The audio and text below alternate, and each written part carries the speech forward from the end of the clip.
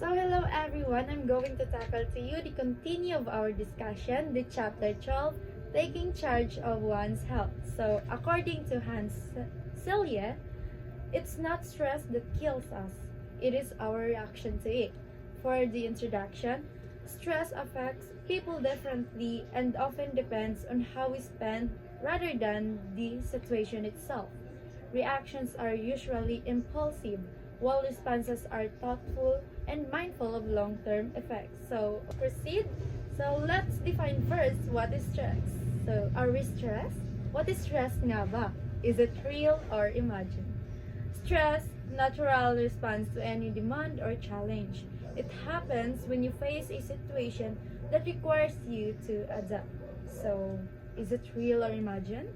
Stress can be both real or imagined. It depends on how you perceive and interpret a situation. There are three types of stress. We have the eustress. So what is eustress? Means ito ay good stress, the best type of stress kasi it motivates us individual but it doesn't overwhelm us. For example, giving a presentation. So the slight pressure to do well can boost your energy and focus, helping you deliver a strong performance. For the second one, we have the new stress. Ito ay mapag-good or bad. It is the information or events that cause no significant emotional response because they don't directly affect you. For example, hearing about an earthquake in another country. You might think, that's terrible, diba? But it doesn't impact you personally. So we have the last one, the distress.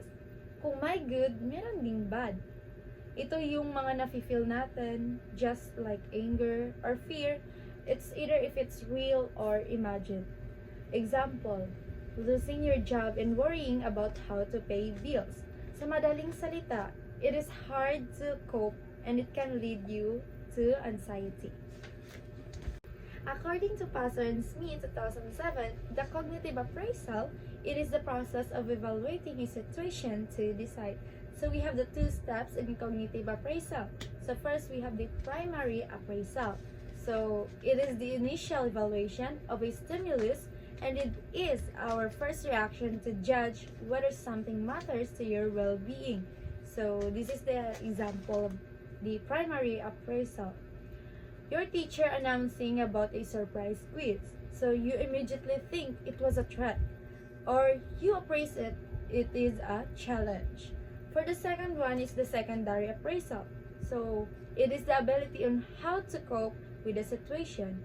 Just like for the example of surprise quiz. You studied last night, so you can handle that. You feel confident. We have the stimulus and stressor, the perceive, recalled, and imagine. So we have the primary appraisal.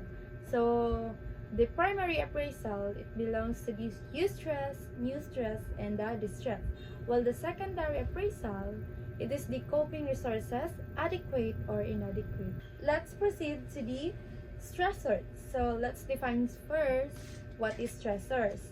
Stressors, real or imagined situation, circumstance, things that cause stress. So, what is the difference between the stress and the stressors? So, yung stress, ito yung your body and mind's reactions. While the stressors, it is the things or events that cause stress. So, we have three general types of stressors. We have the cataclysmic events, strong stressors. So, it is the natural or man-made calamity. Second one is the personal stressors, major life events. It is like, for example, death of a parent or spouse or the lose one's job. And for the last one is the background stressors. Ito yung mga daily hassles natin. So next we have on how to respond. And now let's proceed to the responses to stress. We respond stress through body reactions, emotions, and actions. So we have three. We have emotional, physiological, and behavioral. And this is their example, the annoyance, sleep disorder, and lastly, the solving problems. So, how we manage or how to respond to this stress. So, we need to manage, don't panic, relax, think, act, and take care of yourself. According to Celia, the way our body responds to stress is called the General Adaptation Syndrome, or the GAST. Means that body's 3 stages response to stress. So first one, we have the alarms, which means that is how our body reacts. So for the second one, we have the resistance. It is how our body tries to cope with the stress. Last one, we have the exhaustion. It means that our body's energy is drained if stress continues too long. So here's the example. Your upcoming exam. So you feel nervous and your body stays alert and works hard to cope.